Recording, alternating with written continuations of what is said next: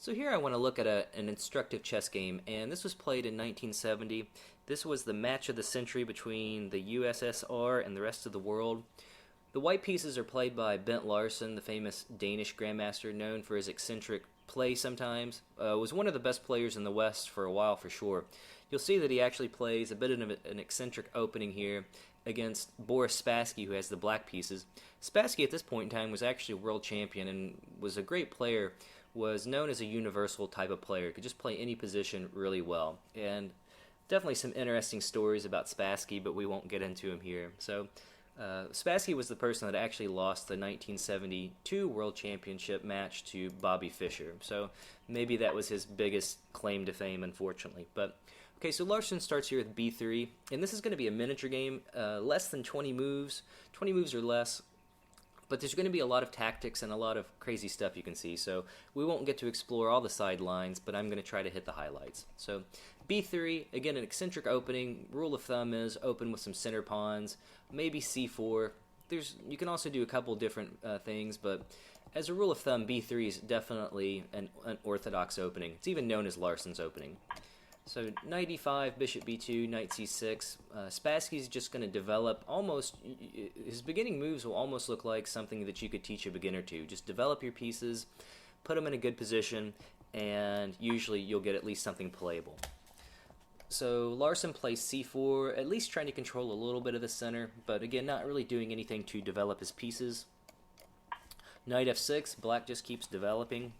Knight f3, putting some pressure on this e5 pawn because now the bishop and the knight are hitting it. Well, Spassky just pushes the pawn, attacks the knight, and gets space on white's kingside. So black already has a slightly better position, which is rare. Typically, especially in top grandmaster level now, black usually has to fight hard to neutralize the opening advantage of white, and it's something that is kind of important. At the top level, opening theory is a big deal. I would say for anybody less than for players that aren't super strong, like myself, less than, I would say, even 2400, openings matter, but really not so much. People tend to spend too much time on openings, so that's my own opinion at least. So, okay, so knight d4, he's got to move the knight. Spassky just keeps developing here. Bishop c5, again attacking the knight. So Larsen captures. He plays knight c6.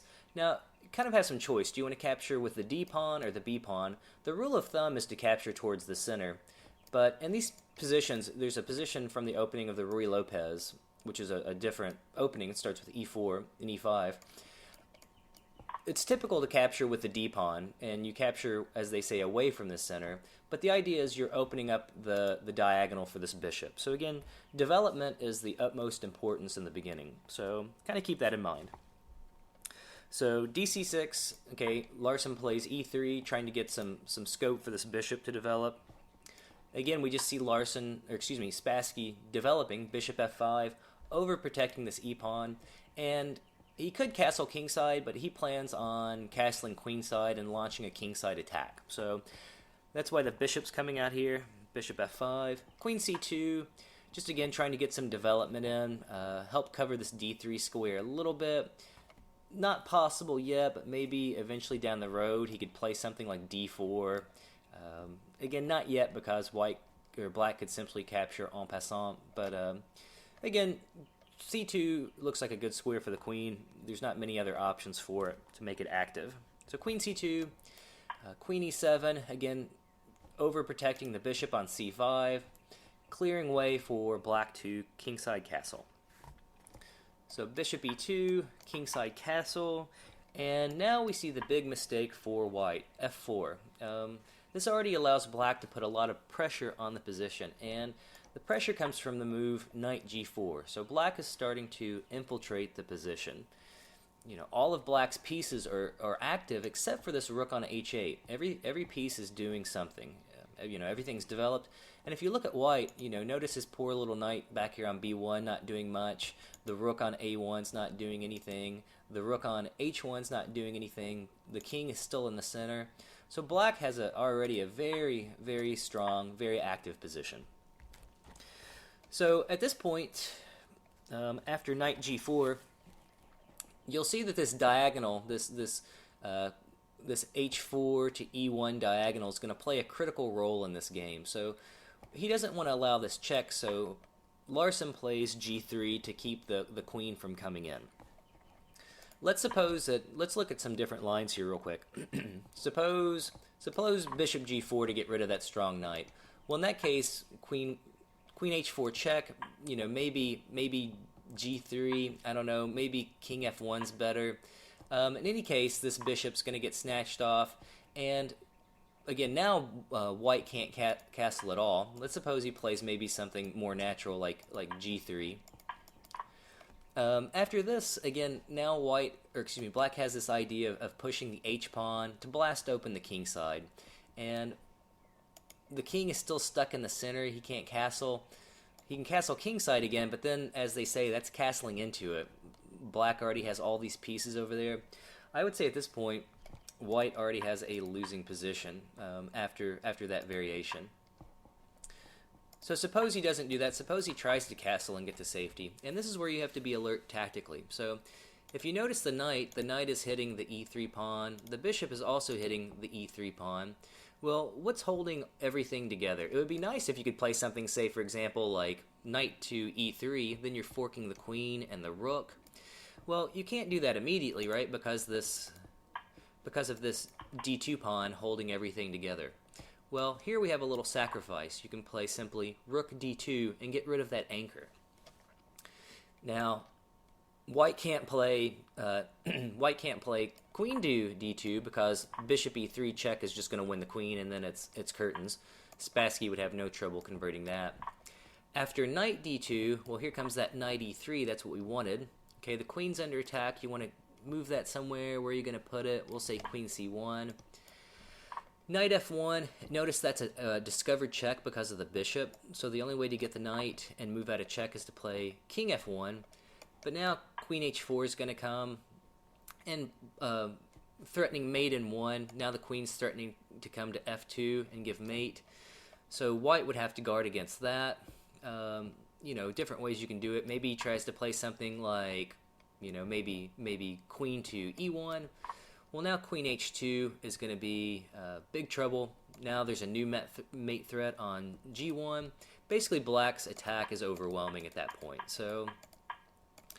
But black would definitely have to be tactically alert and notice those combinations. Notice that d2, playing this rook d2 is the way to go. And that's something as a beginner you have to be careful about. It's easy to overlook tactics. I mean, right? You wouldn't want to give up a rook for just a pawn, and this is where you have to analyze concretely.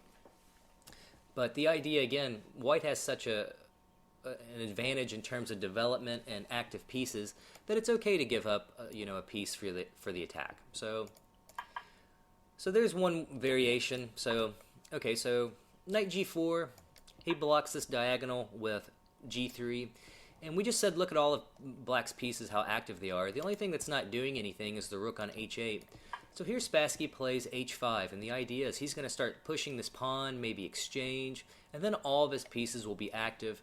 Black wouldn't want to castle on the queen side, on the king side. It's going to take him a couple moves to get to the queen side. Even if somehow he manages to castle on the queen side, let's say black just, plays h4. Even if he castles, there's this fork knight f2, winning a rook. So, black has a great position. White doesn't have a lot of good options here. So Larsen plays h3 to try to get rid of this knight. And now starts a bunch of brilliant moves by Spassky. Here he plays h5. And again, this diagonal from the king on e1 to h4 is going to play an important role. So at this point, Larsen thought for an hour over this move, what to do. And the best thing he could come up with was to take the knight. And another wonderful move here, Spassky takes on g3. So the idea is this pawn wants the queen, and it's only 2 squares away. He has to do something about this rook that's under attack. He wouldn't want to just take, because then the only piece he had on the king side sort of, guarding things was that rook. And black has just replaced one rook with another and still has the threats of coming down to h1. So instead of doing that, Larson plays rook to g1. At this point, I should say Larson's just totally getting crushed and is losing, so there's, there's nothing that he can do. So here comes yet another brilliant move. So what would you play here as black? Well, we would like to queen this pawn, but the rook is in the way.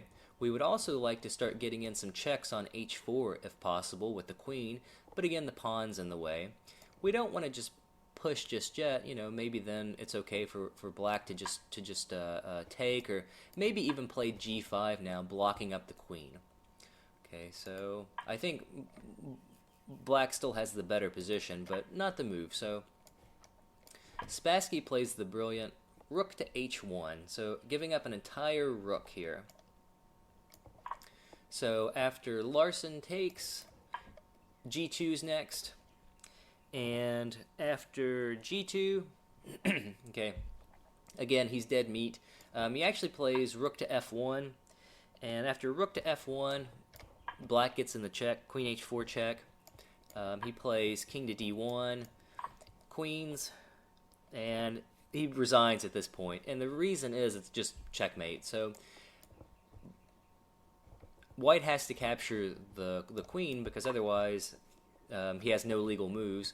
And after bishop takes, we have bishop takes g4 check. After king c1, we have queen e1, queen d1, and then that's checkmate. So the king is running out of squares to go to.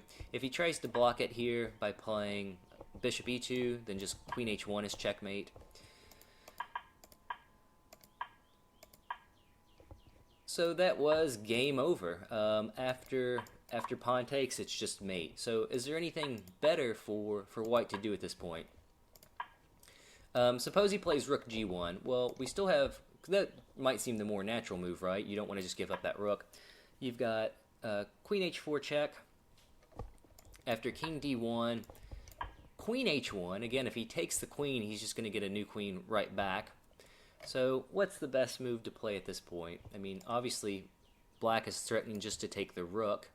So there's, again, really not my, we're talking about best moves in a losing position, so maybe it's a moot point. There's really not much of anything that he can do. Again, if he takes, it's just mate, so that's no good.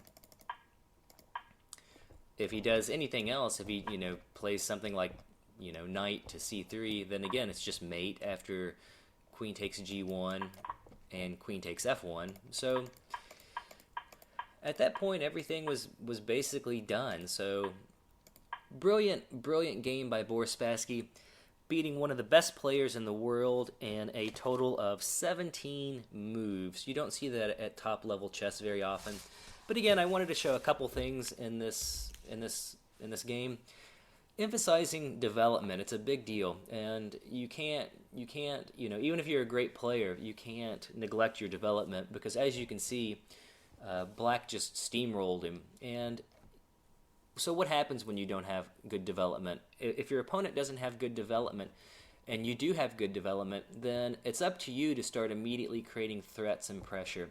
And notice that black was tactically alert. We saw that sack on d2 that would have created a lot of pressure. But at the beginning, black didn't really do anything crazy. He just developed his pieces, queenside castled, tried to get the rook active by playing his h-pawn up, put the knight on the other side of the board, creating some threats on e3.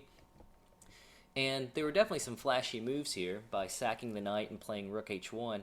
But in a sense, I would say all the moves up till there were largely pretty natural. So alright, I hope this game illustrates some points to you. Again, if you're new to chess, or, even, I'm not new, but there are a lot of definitely interesting and complicated tactical lines in this, so don't, if you're overwhelmed, don't worry. Spassky, again, was world champion at this point, and, was definitely one of the strongest players in history, so, but, alright, I hope this was entertaining and exciting, and if you have any comments, please feel free to post them, and, I don't know. We'll do some more.